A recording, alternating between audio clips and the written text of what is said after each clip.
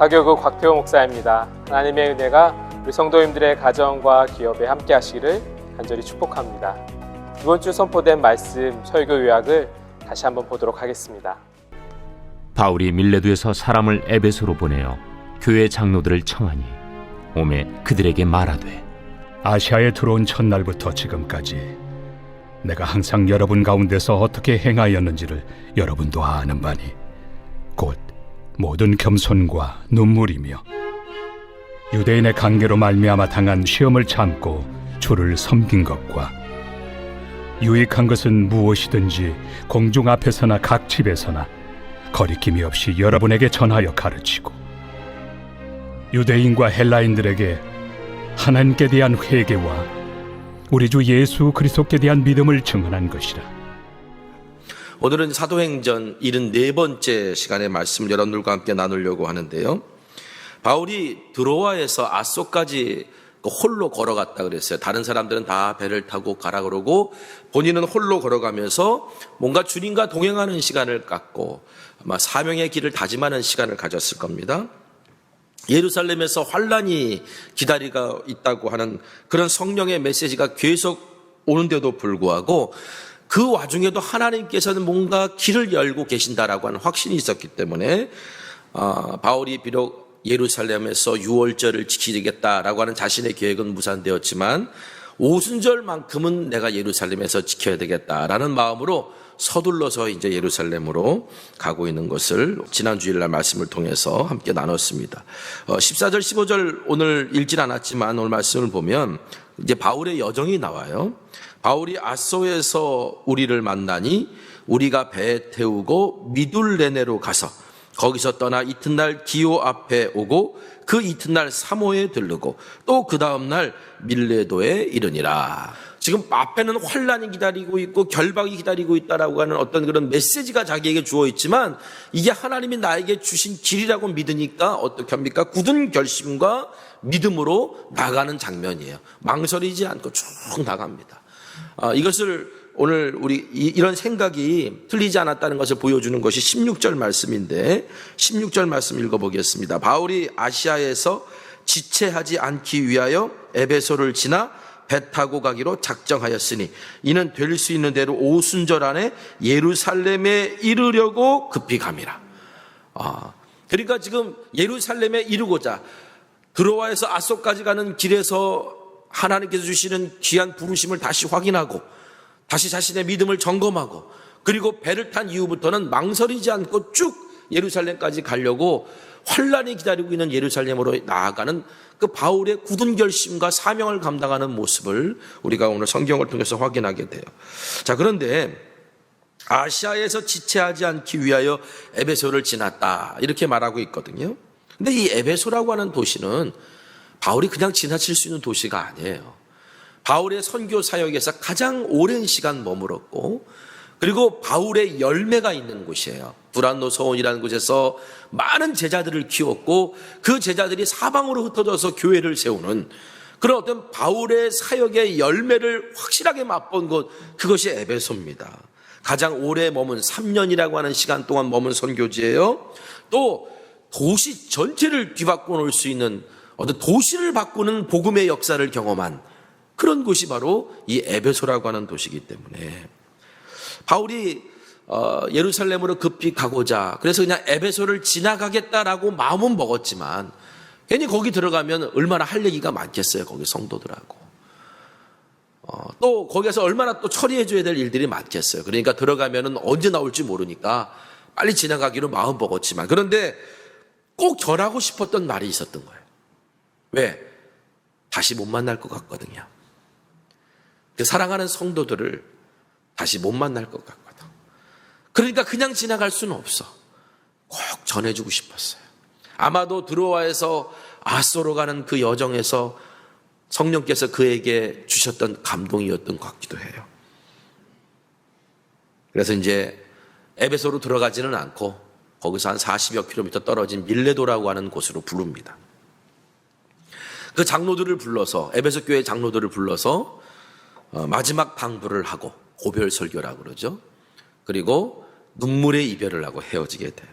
자, 오늘은 바울의 고별 설교 중에 17절에서 21절의 말씀을 중심으로 지난주에는 사명을 감당하는 원칙에 대해서 말씀드렸다면 이제는 사명을 감당하는 자세에 대해서 세 가지 자세에 대해서 여러분들과 함께 말씀을 좀 나누려고 합니다. 첫 번째는 예수님을 본받고 본이 되고자 해야 된다. 오늘 우리가 어떻게 사명을 감당해야 되는가? 어떤 자세를 가져야 되는가? 예수님을 본받고 본이 되려는 자세가 우리 가운데 있어야 된다는 거죠. 자, 밀레도에서 에베소 교회 장로들을 만난 사도 바울이 고별 설교를 이렇게 시작합니다. 17절, 18절 말씀을 읽어보겠습니다. 바울이 밀레도에서 사람을 에베소로 보내어 교회 장로들을 청하니 오매 그들에게 말하되 아시아에 들어온 첫날부터 지금까지 내가 항상 여러분 가운데서 어떻게 행하였는지를 여러분도 아는 바니 그랬어요. 3년 동안 내가 어떻게 했는지를 봤다면 기억해 줬으면 좋겠다. 이거는 지금 바울이 얼마나 고생하고 얼마나 많은 수고를 했는지를 잊지 말아달라 그런 얘기가 아니에요. 지금 3년 동안 사도 바울이 에베소 교인들을 향해서 에베소 사람들을 향해서 눈물로 가르치고 훈계했던 그것을 당신들 에베소 교회에 이제 사역을 위임한 그 에베소 교회 장로들 당신들도 그렇게 본받아서 그렇게 해야 됩니다라는 얘기예요. 이게 바로 예수님이 제자를 세우던 방식이었고 또 제자들에게 행하라 명령하신 거예요. 마태복음 28장 19절에서 20절 그러므로 너희는 가서 모든 민족을 제자로 삼아 아버지와 아들과 성령의 이름으로 세례를 베풀고 내가 너희에게 분부한 모든 것을 가르쳐 지키게 하라. 내가 너희에게 분부한 모든 것을 가르쳐 지키게 하라. 다시 말하면 예수님께서 너희 가르치신 대로 똑같이 너희들도 가르쳐서 뭐 하라? 제자를 삼아라. 자, 이렇게 하는 거야? 본을 보여주시고 너희도 이렇게 해. 이게 예수님의 교육 방법이었어요. 그냥 말로만 가르쳐 주시지 않았어요. 본을 보여주시고 그대로 하라고 가르쳐 주셨어요. 바울도 바로 이 예수님의 가르침을 지금 따르고 있는 거예요. 고린도전서 11장 1절 말씀에 내가 그리스도를 본받는 자 된 것 같이 너희는 나를 본받는 자가 되라. 여러분도 내가 어떻게 살아왔는지 알지 않습니까? 라는 얘기는 내가 그리스도를 본받은 것처럼 너희도 나를 본받은 것이 되라. 본받는 삶을 살아라. 이 말을 전하는 거예요. 내가 교회를 이끌었던 것처럼 너희들도 교회를 그렇게 이끌어야 된다는 얘기예요. 여러분, 바울이 지금 잘나서 이런 얘기하는 게 아닙니다. 바울이 지금 스스로 혼자 똑똑하다고 이런 말 하는 게 아니에요. 내가 예수님을 본받으려고 어떻게 살았는지를 보지 않았느냐. 그것을 본으로 삼아서 당신들도 예수님 본받는 삶으로 살아가. 이게 바로 교회를 사명을 감당하는 우리의 가장 중요한 자세가 되어야 된다는 거예요. 본받는 삶으로 메시지를 전하는 것만큼 능력 있는 메시지는 없는 거예요. 우리가 어떻게 보면 이것을 회복해야 되는, 한국 교회가 다시 우리의 신앙이 회복해야 되고 우리 직분자들이 다시 헌신을 회복해야 되는 그런 어떤 하나의 가장 기본적인 자세가 바로 여기에 담겨져 있는 거예요. 배운 대로 가르치고 본대로 삶으로 보여주고 그 사람도 가르침 받은 대로 배운 대로 또다시 누군가를 가르칠 수 있고 그리고 내가 삶으로 살아가는 것만큼 또 어떤 누군가를 그 삶으로 살게끔 만들어내는 것이 우리의 목표가 되어야 된다는 거지. 속회가 왜 존재하느냐? 선교회가 왜 존재하느냐? 교회가 왜 존재하느냐? 우리가 가르침 받은 것을 누군가에게 가르칠 수 있어야 되고 그 가르침을 받은 사람이 또 누군가를 가르칠 수 있을 때 그때 바로 뭐예요? 제자 삼는 하나님 나라의 열매가 폭발하기 시작하는 거예요. 오늘 사명을 감당하도록 부름받은 저와 여러분이 오늘 말씀을 통해 예수님을 본받고자 하고 또 본이 되는 믿음의 삶을 살기로 결단할 수 있는 우리 모두가 되기를 간절히 소망합니다. 두 번째는요, 겸손과 눈물로 주를 섬겨야 된다는 거예요.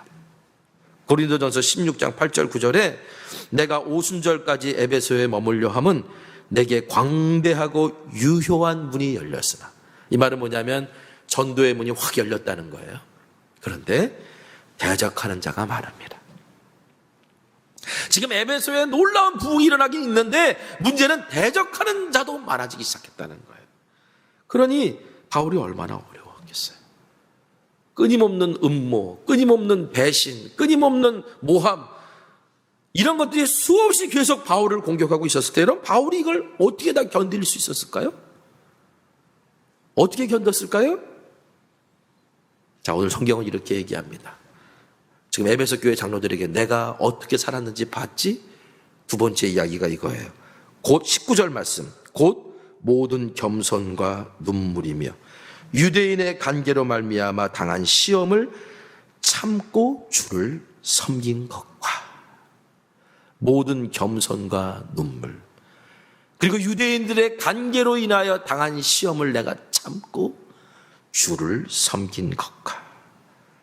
여러분, 주를 섬긴다라는 말이 무슨 뜻이냐면, 우리가 주님을 위해 섬깁니다 뭐 이렇게 표현하잖아요. 근데 이 섬긴다라는 단어가 결국은 누구에게 쓰이는 단어냐면 종에게 쓰이는 단어예요. 종이 누구를 섬기는 것 할 때 이 섬긴다는 단어를 써요. 그러니까 지금 바울은 지금 무슨 고백을 하고 있냐면 내가 주의 종으로서 일했다라는 거예요. 에베소 교회 장로들은 봤어요. 바울이 그 3년이라고 하는 시간 동안 얼마나 많은 스트레스를 받고 얼마나 많은 괴로움을 겪었고, 그래서 어떤 이들에게 찾아가서 눈물로 가르치고 호소하고, 또 때로는 주님 앞에 홀로 앉아서 눈물로 버티고 견딘 것을 에베소 교회 장로들은 다 봤거든요. 근데 바울이 이렇게 할 수 있었던 이유를 본인은 뭐라고 표현하냐면 내가 주를 섬겼다.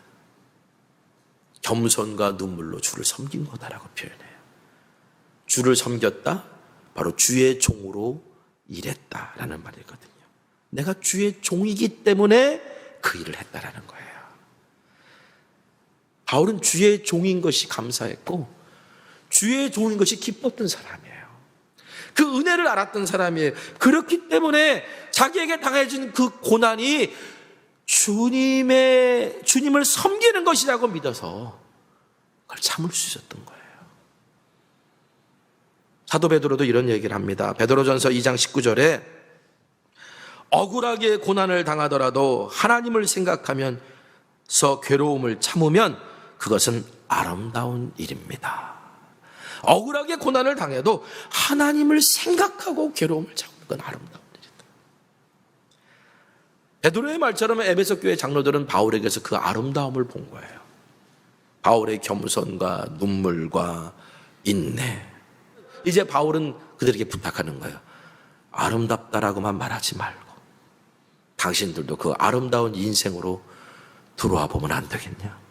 당신들도 그 아름다운 신앙을 누군가에게 보여주면 안 되겠나요?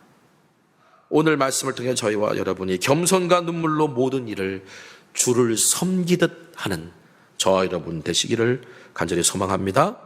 마지막 세 번째는요, 내가 아닌 다른 사람의 유익을 구하는 자세를 가져야 된다는 거예요.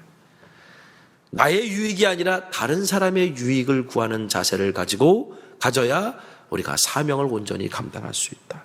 20절, 자, 유익한 것은 무엇이든지 공중 앞에서나 각 집에서나 거리낌 없이 여러분에게 전하여 가르치고. 자, 우리는 여기서 바울에게서 정말 중요한 자세를 하나 이제 배우게 됩니다. 바울은 지금 누구의 유익을 위하여 거리낌 없이 전한다 그랬어요?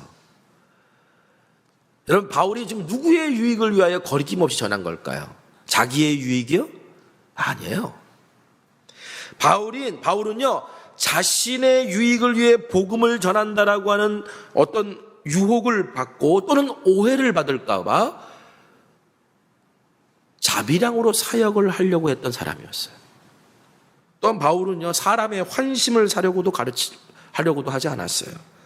만약 바울이 사람의 환심을 사려고 했다면 복음을 거리낌 없이 전하지도 못했을 것이고 복음 때문에 고난당하지도 않았을 거예요. 왜? 사람들이 듣기 좋은 말만 했을 테니까. 갈라디아서 1장 10절 세번역 성경에 보니까 내가 지금 사람들의 마음을 기쁘게 하려 하고 있습니까? 아니면 하나님의 마음을 기쁘게 해드리고 있습니까? 아니면 사람의 환심을 사려고 하고 있습니까? 내가 아직도 사람의 환심을 사려고 하고 있다면 나는 그리스도의 종이 아닙니다. 바울은 자신의 유익을 구하지 않고 주님을 기쁘시게 하고자 원했어요. 심지어는 그리스도를 위한 일이라면 예전에 나에게 유익이 됐던 건 다 해로 여기고 배설물로 여긴다라고 고백했던 사람이 바울이에요. 그래서 그는 사명을 감당할 때 나름대로의 자세가 있었어요. 이게 주님이 기뻐하시는 일이냐? 이게 나에게 유익이 되지 않고 교회에게 유익이 되는 것이고 나에게 유익이 되지 않고 다른 사람에게 유익이 되는 것이냐? 이게 여기까지 나갈 수 있었던 건 주님께서 말씀하셨잖아요. 지극히 작은 자 한 사람에게 나에게 한 것이 뭐예요? 한 것이 곧 내게 한 것이다. 다른 사람의 유익을 구하려면 그에게 정말 유익한 것을 가르쳐야 돼요.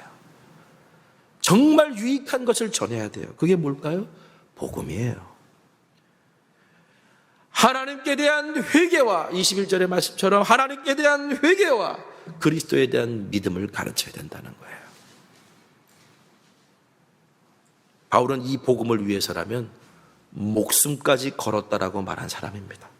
구원받고 제자로 만드는 일이라면, 즉 에베소 사람들에게 유익한 것이라면 거리낌 없이 복음을 전하고 나는 생명조차 버릴 수 있는 사람이다, 무엇이든지 할 수 있는 사람이다 라고 말하는 바울의 고백을 우리가 마음에 새겼으면 좋겠습니다. 고린도전서 10장 31절 33절 말씀입니다. 그러므로 여러분은 먹든지 마시든지 무슨 일을 하든지 모든 것을 하나님의 영광을 위하여 하십시오. 여러분은 유대 사람에게도 그리스 사람에게도 하나님의 교회에도 걸림돌이 되지 마십시오.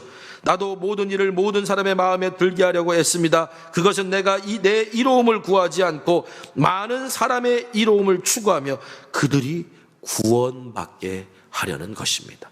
그들이 구원받게 하려고 나는 그렇게 유익합니다. 여러분, 오늘 말씀을 통해 사도 바울에게 사명 감당하는 자세를 배웁니다. 나의 유익이 아니라 교회의 유익, 다른 사람의 유익, 주님이 기뻐하시는 일을 선택하려고 했던 것. 2021년 가서 제자 삼으라는 우리에게 맡겨진 사명을 예수님 본받고 본이 되는 삶으로 겸손과 눈물로 주를 섬기듯이, 그리고 다른 사람의 유익을 구하는 자세로 힘있게 감당하는 저와 여러분 되시기를 간절히 소망합니다. 오늘 말씀 붙들고 기도했으면 좋겠습니다.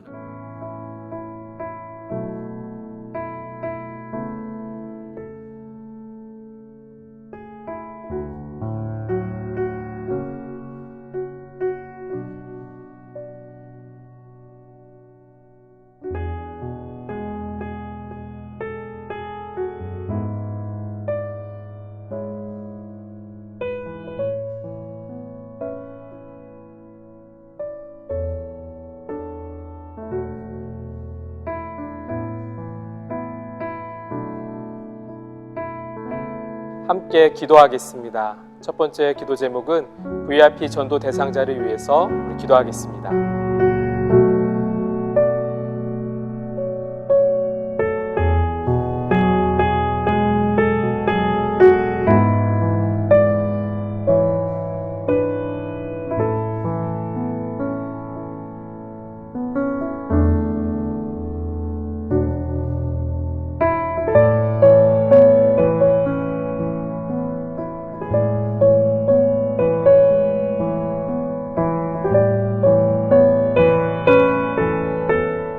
두 번째 기도 제목은 우리 속회에서 기도하는 선교지를 위해서 같이 기도하겠습니다.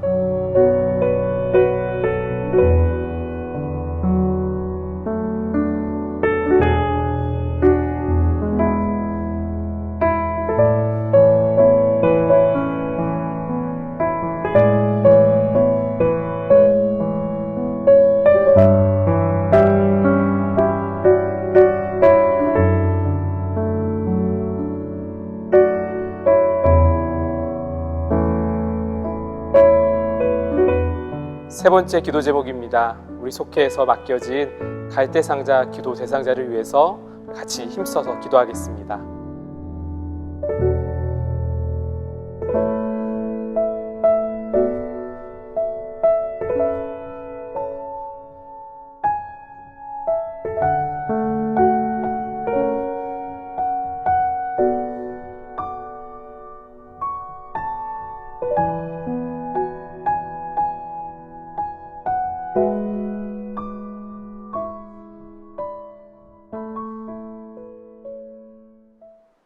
주님이 가르쳐 주신 기도로 온라인 속회를 마치도록 하겠습니다.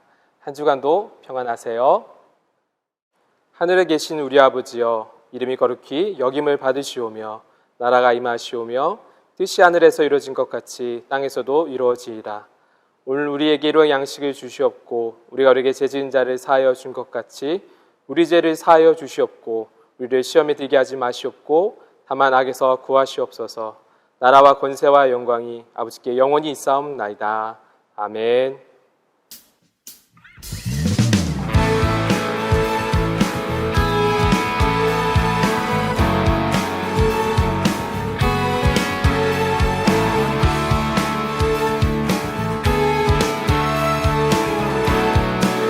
우리가 꿈꾸는 나라